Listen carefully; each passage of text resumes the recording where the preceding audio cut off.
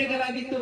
ಆ ರಾಜ್ಯಗಳನ್ನ ಆಳಿದವರು ಇದೇ ಮುಸಲ್ಮಾನ ರಾಜರುಗಳು. ಆ ರಾಜರುಗಳು ಯಾರು ಕೂಡ ಬಲವಂತವಾಗಿ ಮತಾಂತರಗೊಳಿಸಲಿಲ್ಲ. ಕಾರಣ ಪರಿಶುದ್ಧವಾದ ಇಸ್ಲಾಂನ ಸಂದೇಶ, ಲಾ ಇಕ್ರಾಹ ಫಿದ್ದೀನ್, ಇಸ್ಲಾಮಿನಲ್ಲಿ ಬಲಾತ್ಕಾರವಿಲ್ಲ, ಬಲವಂತವಿಲ್ಲ ಅನ್ನುವಂತಹ ಸಂದೇಶವಾಗಿದೆ.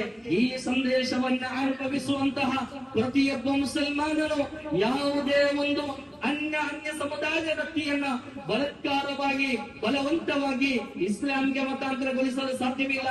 ಅದೇ ರೀತಿ ಇರ್ಹಮು ಮನ್ ಫಿಲ್ ಅರ್ದಿ ವಯರ್ಹಮುಕುಂ ಮನ್ ಫಿಸ್ ಸಮಾ ಅನ್ನುವಂತಹ ಸಂದೇಶವನ್ನ ಅನುಭವಿಸುವ ಯಾರೊಬ್ಬನು ಮುಸ್ಲಿಮನು ಕೂಡ ಭಯೋತ್ಪಾದಕನಾಗಲು ಸಾಧ್ಯವಿಲ್ಲ ಅನ್ನುವಂತಹ ಸಂದೇಶವನ್ನ ನಾನು ನಿನಗೆ ಅರ್ಪಿಸ್ತಾ ಇದ್ದೇನೆ ಪ್ರೀತಿಯ ಸಹೋದರರೇ. ಅದೇ ರೀತಿ ಈ ದೇಶದ ಆದಿಯಿಂದ ಹಿಡಿದು ಮಧ್ಯ, ಅದೇ ರೀತಿ ಅಂತ್ಯದವರೆಗೂ ಮುಸಲ್ಮಾನರು, ಹಿಂದೂಗಳು, ಸಿಖ್ಖರು, ಕ್ರಿಶ್ಚಿಯನ್ನರು, ಬೌದ್ಧರು, ಪಾರ್ಸಿಕರು ಎಲ್ಲರ ಯಥೇಚ್ಛವಾದ ಪಾಲು ಈ ಸ್ವಾತಂತ್ರ್ಯ ಹೋರಾಟದಲ್ಲಿ ಇದೆ ಎನ್ನುವುದು ಯಾರು ಮರೆಯುವಂತಿಲ್ಲ, ಯಾರು ಮರೆಸುವಂತಿಲ್ಲ, ಯಾರು ಇತಿಹಾಸ ಪುಟಗಳಿಂದ ತೆಗೆದು ಹಾಕುವಂತಿಲ್ಲ.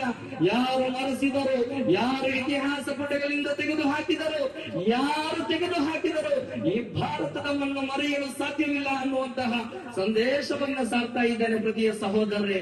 ಅದೇ ರೀತಿ ಶಾಲಾ ಪಠ್ಯ ಪುಸ್ತಕದಲ್ಲಿದ್ದಂತಹ ಮುಸಲ್ಮಾನರ ಸ್ವಾತಂತ್ರ್ಯ ಹೋರಾಟಗಾರರ ಹೆಸರುಗಳು, ಸ್ವಾತಂತ್ರ್ಯ ಹೋರಾಟಗಾರರ ಚರಿತ್ರೆಗಳು ಪಠ್ಯ ಪರಿಷ್ಕರಣೆ ಅನ್ನುವಂತಹ ನೆಪದಲ್ಲಿ ಮುಸಲ್ಮಾನರ ಹೆಸರುಗಳನ್ನ, ಮುಸಲ್ಮಾನರ ಚರಿತ್ರೆಗಳನ್ನ ತೆಗೆದು ಹಾಕ್ತಾ ಇದೆ ಪ್ರೀತಿಯ ಸಹೋದರರೇ.